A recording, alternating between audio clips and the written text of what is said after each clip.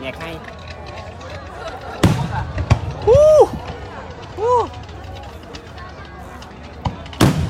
Đu. Ra bông gì vậy?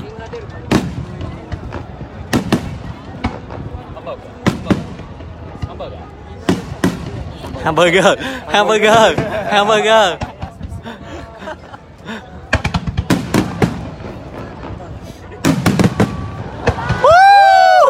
Trái tim. Trái tim.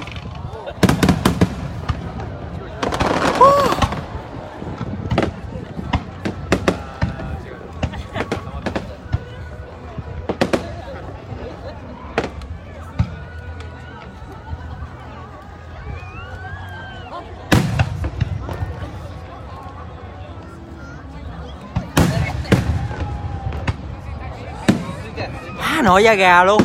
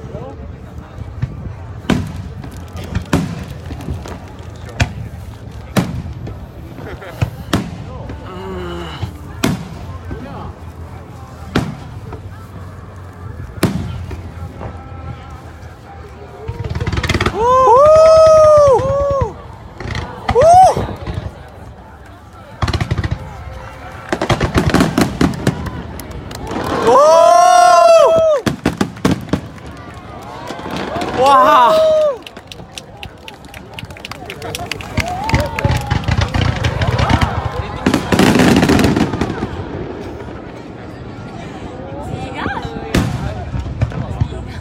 Hình bông hoa á. Cánh hoa. Cánh hoa. Bông hoa đó. Giờ cái mày muốn ấy.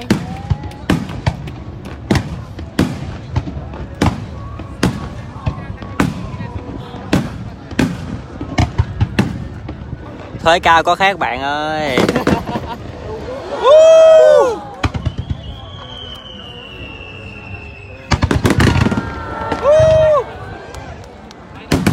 Trời ơi, trời ơi.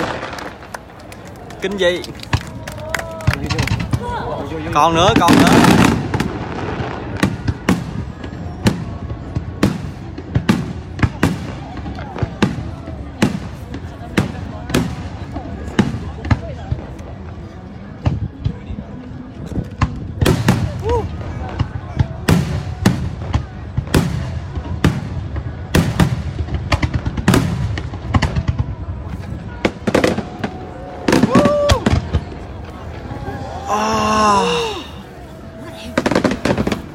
Wow.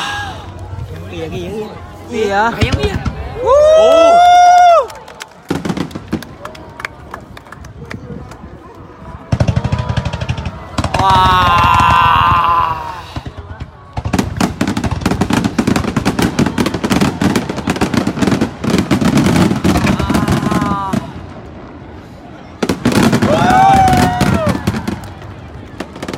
Trời ơi. Mình như gà mờ vậy á. Đáng không thấy? Đáng không tìm nó cạo không thấy? Đóng thuế nhiều hơn đi bạn ơi. Còn nữa. Tao chỉ hỏi mày là còn nữa. đáng chưa? Wow. Trời ơi.